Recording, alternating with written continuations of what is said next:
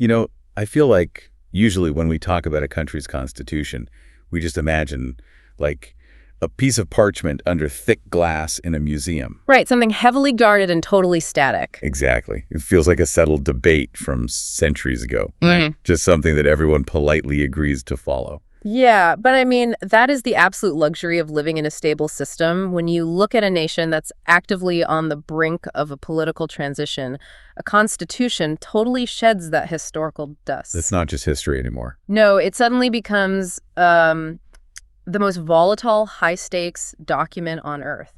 It is the literal machinery of survival. I mean, it dictates who gets power, who gets marginalized, and honestly, whether a country holds together or just violently splinters apart. Well, welcome to the deep dive. Today, we are exploring the essential components and the strategic design of a democratic constitution, specifically focusing on the potential for a massive political transition in Iran. Yeah, and it's a huge topic. It really is. And to do this, we're pulling from a pretty fascinating stack of sources.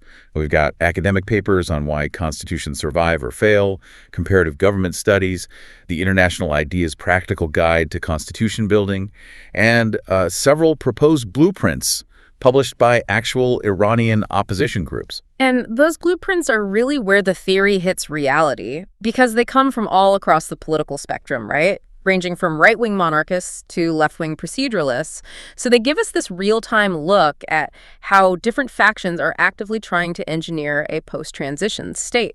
Which makes this the perfect time to be crystal clear with you, the listener. Yeah. Our mission today is simply to act as your impartial guides through this incredibly dense material. Exactly. We are just looking at the architecture of these proposals to understand how the political mechanics work. Right, we are absolutely not endorsing or taking sides of any of these viewpoints or factions. We are analyzing the building plans, not campaigning for the architects. So, okay, let's unpack this. The core premise we really need to start with is that a constitution is a political covenant. Yeah, a covenant that can either save a nation from collapse or totally condemn it to failure. But before you can design a new house, you have to understand exactly why the old one is falling down. So structurally speaking, what is wrong with Iran's current system? Well, the current Iranian system is built on a doctrine introduced after the 1979 revolution. It's called Vilayat-e-Faqih, which translates to the absolute authority of the Islamic jurist. Okay, and how does that work in practice? Basically, in this architecture, you have elected bodies, right? Like a parliament and president. But they are entirely subordinated to an unelected religious authority, the supreme leader. So the elections only go so high up the ladder. Exactly. The supreme leader has ultimate veto power over the executive, the legislative, and the judicial branches. It's absolute control. So how do political scientists actually measure if a structure like that can survive long term? Like, is there a specific metric for a constitutional lifespan? There actually is. In the comparative government literature, there's this framework known as the EGM model. It's named after researchers Elkins, Ginsburg, and Melton. Okay. And they studied basically every constitution written since 1789 to figure out why some last for centuries and others just collapse in a decade. Wow. Every constitution. That's a lot of data. Yeah, a massive data set. And they found that survival really depends on a delicate balance of three elements: specificity, inclusion, and flexibility. Okay, let's break those down for a second. What does specificity actually do mechanically? So specificity prevents arguments over interpretation. If a constitution is too vague, rival political factions will just constantly fight over what the rules actually are. Oh, I see. And then that eventually paralyzes the government. Exactly. Then you have inclusion, which means the document has to bring enough groups to the table, ethnic minorities, different social classes, so that the vast majority of the population feels invested in protecting the system rather than destroying it. Right. They need to feel like it's their house, too. But the third element, flexibility, is where the 1979 Iranian constitution, which was revised in 1989, completely fails the test. Yeah, I mean, reading the sources, it's like building a massive concrete skyscraper in an earthquake zone without any expansion joints. That is a perfect way to describe it. Right, because when the tremors hit like the severe economic crises or the mass protests we've seen recently, the building can't sway with the changing times, so it just snaps. What's fascinating here is that when it snaps, the resulting rubble falls on everyone. And the specific mechanism causing this incredible rigidity is Article 177 of their Constitution. That's the unamendable one, right? Yeah. This article explicitly prohibits any changes to the Islamic and Republican nature of the state or the religious foundations of its laws. It is completely unamendable. No matter what the public wants. Right. Political scientists actually refer to this as a dead hand scenario.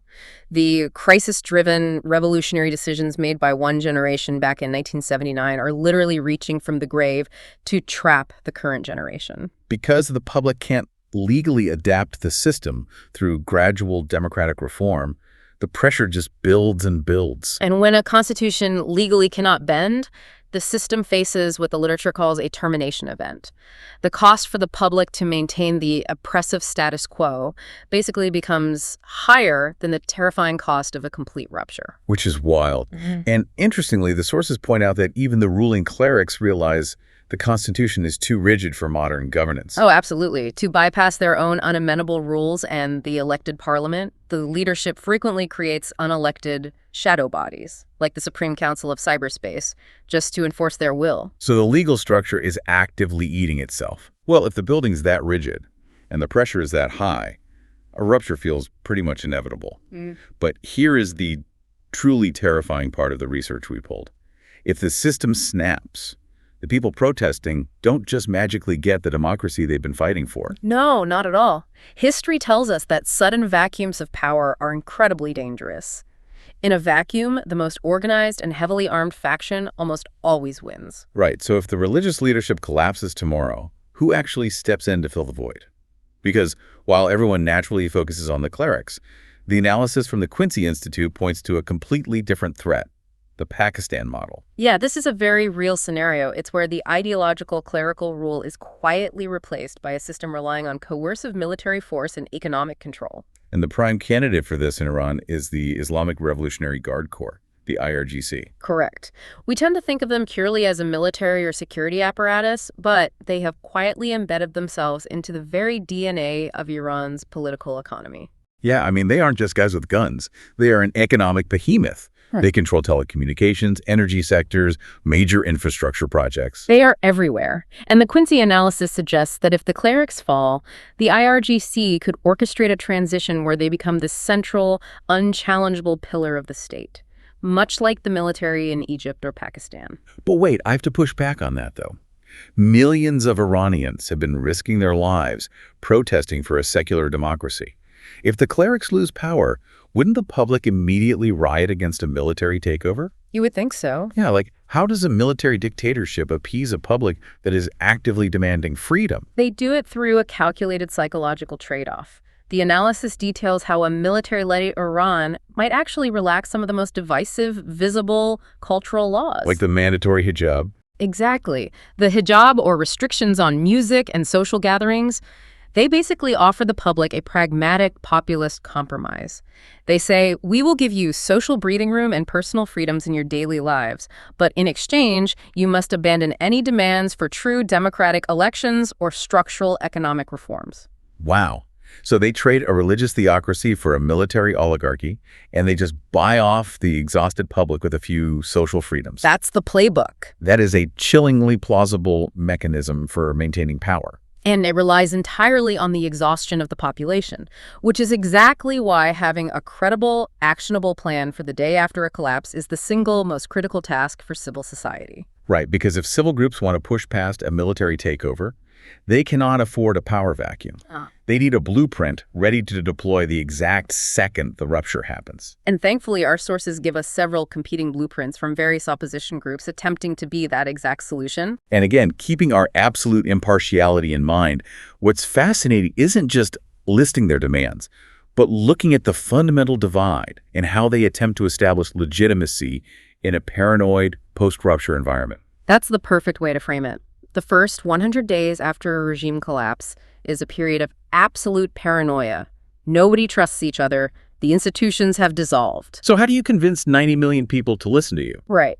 And one approach on the spectrum relies on historical continuity. This is really evident in the framework proposed by Crown Prince Reza Pahlavi. Yeah, he proposes what he calls an emergency phase. He envisions himself as a transitional leader overseeing interim bodies. He is basically leveraging hereditary legitimacy, the memory of the monarchy before 1979, to bridge that chaotic gap between the collapse and a new system. However, the comparative government studies in our stack heavily critique this method. They do. The danger of an emergency phase centered around one figure is that it risks concentrating excessive power during a nation's most vulnerable window. It can accidentally echo the centralized autocratic rule the country is trying to escape in the first place. Exactly. Now, moving to the other end of the spectrum, you have groups proposing a total procedural reset. They want to derive legitimacy entirely from new democratic mechanisms. Like the National Council of Resistance of Iran, the NCRI. They have this 10-point plan that focuses heavily on specific guarantees. Right. Things like a secular democratic republic, abolishing the death penalty, and legally mandating 50% female participation in national leadership. Then there is the newly formed Conservative Party of Iran, or CPI. They drafted an incredibly detailed 83-article constitution advocating for a constitutional monarchy. But what really stands out in their plan is their focus on rapid free market economic reforms immediately upon transition. They argue that economic stabilization is the only real way to prevent a military coup. But the proposal that really caught my eye in the sources is the Dadcast referendum proposal. It approaches the problem completely differently than the others. It really does. It doesn't tell you what the government should look like. It focuses entirely on the mechanism of choice. It is a fascinating study in building unquestionable domestic legitimacy. The Dadcast proposal outlines this unique two-stage democratic process. Walk us through how that works. Okay, so first, citizens vote to choose an alternative constitution from the various drafts the opposition groups have made. Then, that winning alternative is put to a direct national vote against the current Islamic Republic Constitution. And the crucial detail here is who actually monitors this vote. Right. Not the UN, not foreign governments, but entirely domestic civil groups. We're talking university students, teachers' unions, professional associations. They are treating the transition not just as a legal shift, but as a literal ceasefire agreement drafted by the people on the ground. It's incredible. But, when you look at these wildly different blueprints, from hereditary transitions to secular republics to specific referendum mechanisms, it can look like a hopelessly fractured opposition. It can. But when researchers synthesize these plans, they find what's called a common minimum program. A collaborative blueprint based on the 7 principles of convergence. Right? Precisely. Despite their deep historical divisions, there is a shared recognition across almost all these groups of the need for secular governance, universal human rights, popular sovereignty, and critically, dismantling the ideological military forces like the IRGC. Okay, so theoretically, the foundation for compromise exists. Let's say they pull it off. They outmaneuver the military, they agree on a transition mechanism, and they sit down to write a new democratic constitution. How do you design the actual machinery of governance for a diverse post-conflict nation? Well, the first monumental choice is the form of government, presidential versus parliamentary. And the empirical evidence, specifically the foundational studies by political scientist Juan Linz, strongly indicates that parliamentary systems are far more conducive to democratic survival in transitional settings. Now, here's where it gets really interesting, because I have to admit some confusion here. Yeah. If a country is coming out of a theocracy, dealing with a totally shattered economy and absolute post-transition chaos, doesn't human psychology naturally crave a strong, decisive, single president?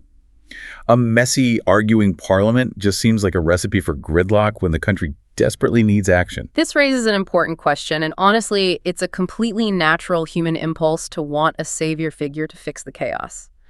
But Juan Linz's research shows that while a strong executive offers the illusion of short-term stability, in a fragile transition, a presidential system creates a lethal winner-takes-all dynamic. How so? Like, what actually happens? Think about the psychology of the factions involved. If you have a presidential election in a deeply divided country and one faction wins the presidency, they control the entire executive branch. Right. The losing factions are entirely shut out of power. In a post-conflict environment, if a group realizes they have zero political power, their incentive is to abandon the government and take up arms. Because if they can't win at the ballot box, they have to win on the battlefield. Exactly. A parliament, by contrast, forces power sharing. It acts as a political arena where divergent opinions and minority groups can compete with words, forming coalitions. The messiness is actually the point. It keeps everyone invested in the system. And to make that work, the International IDEA Guide points out that the electoral math matters deeply. Transitional states almost always need proportional representation, or PR, rather than majoritarian winner-takes-all elections. Let's walk through how that math actually forces compromise. Imagine an election where Group A gets 51% of the vote. Okay. In a majoritarian system like the U.S. Electoral College or a typical congressional race, that 51% gives Group A 100% of the power in that district. The other 49% get absolutely nothing. Right, they just lose. But in a PR system, if Group A gets 51% of the vote across the country, they get 51% of the seats in parliament. The 49% get 49% of the seats. So they still have a massive voice. Exactly. So they stay in the parliament instead of taking to the streets. And that inclusion is non-negotiable in the Iranian context because of the demographics alone. We're talking about 12 million Kurds, alongside significant populations of Azeris, Balakh, and other ethnic groups. Yeah, and the sources highlight that these groups are demanding local control over their economies, their governance, and their cultural rights. You just cannot manage that diversity with a highly centralized power structure in Tehran. You have to distribute power. Vertically, through decentralization and federalism, giving regions actual autonomy, and horizontally, across the branches of government. Right. And horizontally speaking, the judiciary requires a massive overhaul. The new constitution would need to transition the courts from what the texts call a clerical path, where judges are religious scholars enforcing Sharia law, to a legal path. This requires establishing an independent constitutional court based purely on scientific legal merit, essentially replacing the current Guardian Council, which currently vets all laws for religious compliance. Okay, let's say you do it. You build this incredibly delicate, heavily negotiated constitutional compromise. You have your messy but inclusive parliament, your regional autonomy, your independent courts. The dream scenario. Right. But how do you stop a future populist movement from getting 51% of the vote and just legally dismantling the whole thing? That is the great dilemma of democratic design. You are trying to build a democracy that can basically survive its own citizens. And it brings us to the concept of eternity clauses and what political scientists call militant democracy. It's the ultimate paradox. Yeah. To protect democracy, you have to literally ban the Democratic majority from voting to destroy it. It sounds contradictory, doesn't it? It really does. It reminds me of the myth of Odysseus tying himself to the mast of his ship. He knows the siren song will eventually tempt him to steer his ship into the rocks, so he binds himself while he still has his right mind, and he orders his crew to ignore his future commands. Yeah, I mean, that is a perfectly brilliant analogy for an eternity clause. A society ties itself to the mast of fundamental human rights, anticipating that a future populist siren song will tempt them toward authoritarianism. But wait, how do you balance that?